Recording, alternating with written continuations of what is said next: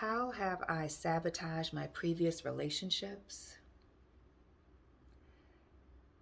Being emotionally distant and not acknowledging the other person's feelings are the top 2 reasons, but I have several more. Welcome and welcome back to my channel. This is Dismissible Me. Like, subscribe, check out my other content in the playlist, and let me know if any of this resonates with you or if you have a question or something you would like to see me talk about in a future video. You can leave that in the comment section as well. But first things first, let's start with the being emotionally distant. Now, I've talked about that in several videos, especially the previous one about how my attachment style developed, or at least how I'm going to say that it developed. I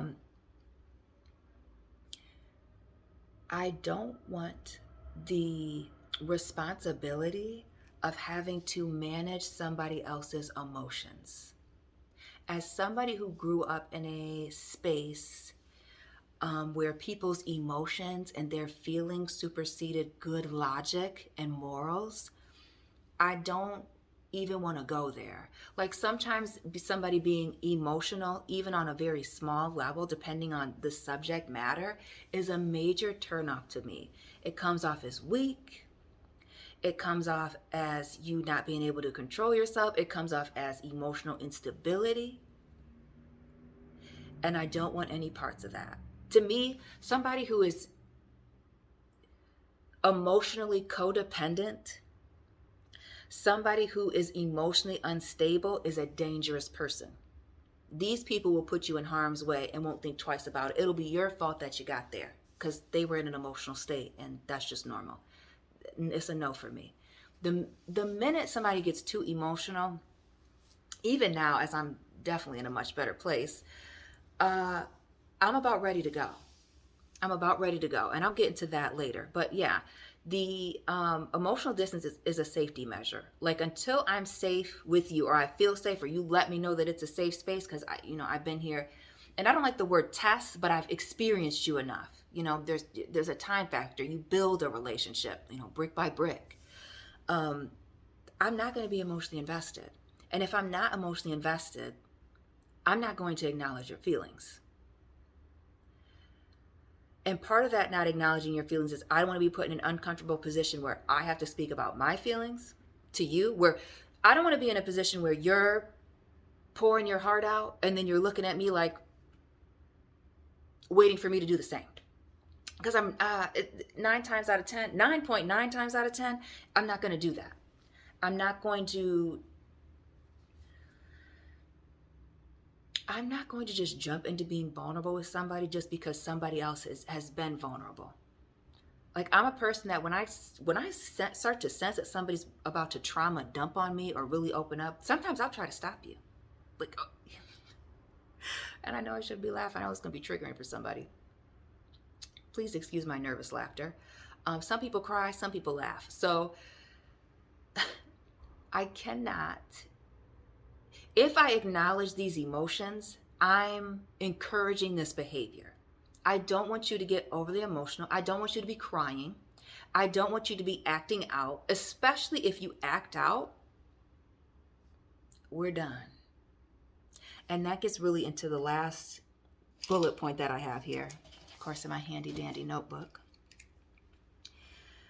I'm very quick to walk away. Like any sign of serious emotional instability, mental health issues, I'm going to be up out of there. Absolutely, positively. It's nothing for me to walk away. And I think that's been people's biggest problem. And the reason that some people just won't go away is that I will cut you off and I will move on. Yeah. I will move on. And I'll act like I don't even know you. I refuse to let somebody else pull me down. I refuse to let somebody keep me stuck. And especially if we've had a conversation one time, I'm not going to have it with you again. Like sometimes I found that I've had to not acknowledge people's feelings or avoid certain conversations because we've had them numerous times.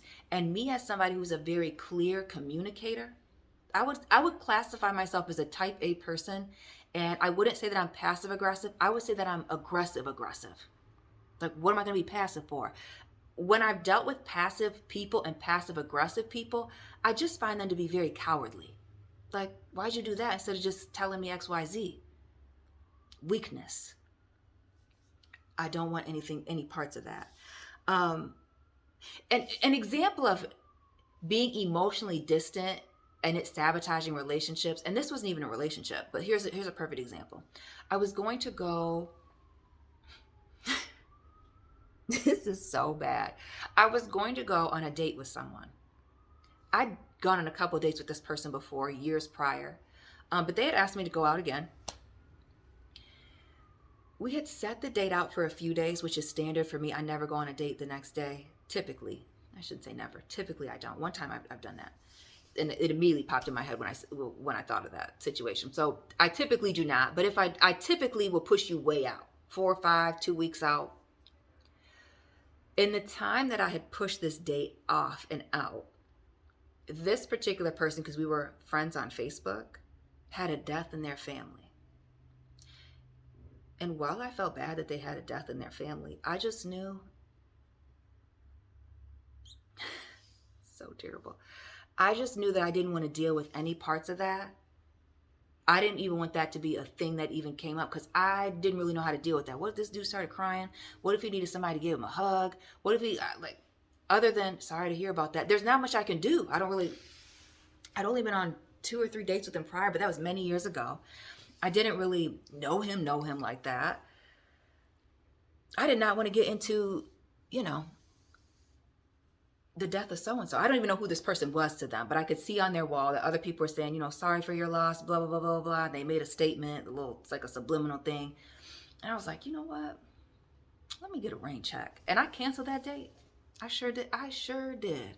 Because I just didn't want to be put in an uncomfortable position where I was going to have to carry somebody's emotions or get in a position with somebody where they're emotional, they're in an emotional state, and they're going to try to cling to me. I don't want any of that. So that was, a situation that I just lost out on because I was totally uncomfortable with having to possibly acknowledge this person's feelings before I was emotionally invested. Like, it's just an absolute no for me. Like, I'm not going to be uncomfortable in that way, at least at one point in time. Now I would handle that totally differently. But at the time, yeah, we don't have to reschedule that. I can also be very unforgiving. So I may let something slide once, but once it becomes a habitual thing, so like more than twice, I'm about done with you. I'm not going to do games. I don't believe in having multiple cycles and going round and round. That's a waste of my time. That's a waste of my time. That's a waste of my efforts. Again, if I'm being consistent and putting effort in, I'm not doing that. You need to get it together because it's not me that's coming back. That's why I say that. If I was the person that was breaking up and making up and coming back and asking people, then it'd be a different story. But I'm not doing that. I'm not spinning the block. And don't you spin the block on me because now I really don't want you. If you act a fool, like act out, try to manipulate me into doing things, again, being passive aggressive, I can be very unforgiving about that. And that's also a reason for me to easily cut you. I lost out on a friend because of that. This person, and I understood what they were doing. I understood they were being passive aggressive. I understood that their behavior was a cry out for help and attention, a cry out to save, our friendship. And what it really highlighted this person's emotional instability. I would classify her as an AP person.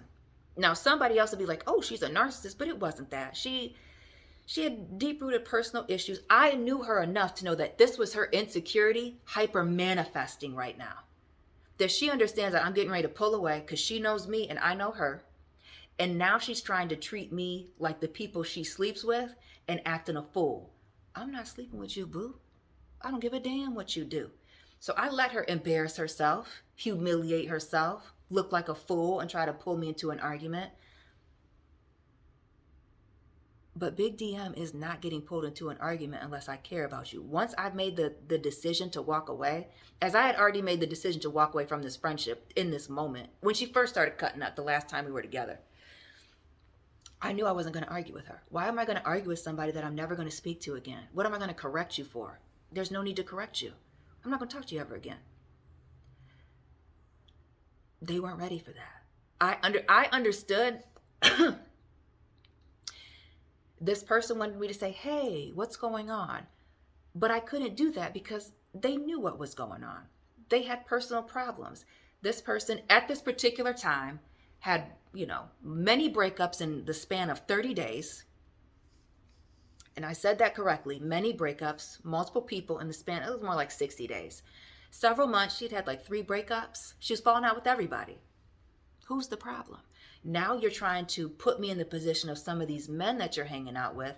I'm not doing that. I'm not carrying your emotional baggage. You need to take that to your mother and father, your family, your friends.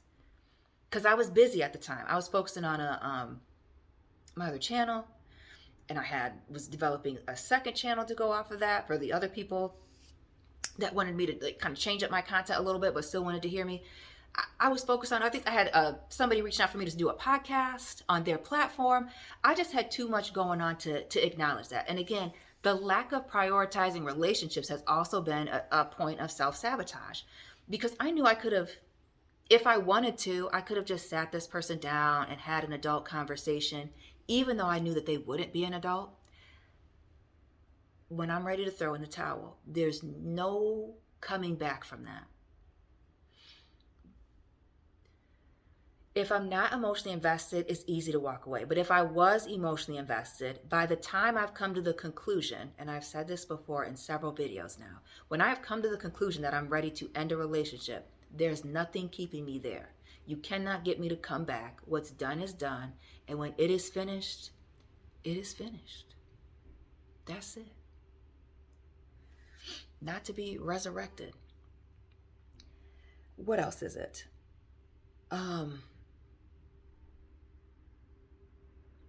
I struggle with being vulnerable also. So I've already covered being emotionally distant, not wanting to acknowledge other people's emotions, being unforgiving, quick to walk away. It's hard for me to prioritize my relationships. And even with my friends that I love, it's hard for me to maintain constant contact because I get busy with things, or if I get stressed, I just kind of want to be by myself and figure things out. So that's been a thing. Certain people just need a lot of acknowledgement. They need a lot of FaceTime. They need a lot of talk time. They need a lot of, hey, if you're not talking to me, we must have a problem. It's not a problem. I'm just doing my own thing. And so I would say my need for independence supersedes prioritizing other people's need to have me around or for my presence to be wherever they need me to be. But yeah, I've been a problem person for sure, for sure. But the lack of acknowledging other people's feelings really does it in, because people want to know that you understand where they're coming from. And it's not that I don't understand where you're coming from. I'm just not willing to acknowledge where you're coming from. If I'm not ready, I'm not ready. Or if I'm not in that place, I'm not in that place. Or if I'm never going to be in that place, I'm never going to be in that place. So I'm going to cut this one here so I'm not just rambling on. But thank you so much for tapping in. Hit the like button, subscribe, drop a comment down below. Let me know what you'd like to see me touch on in a future video. Find me on Instagram, reach out to me. All my information is in the description box down below, and I'll be tapping in with you very soon. Keep it real.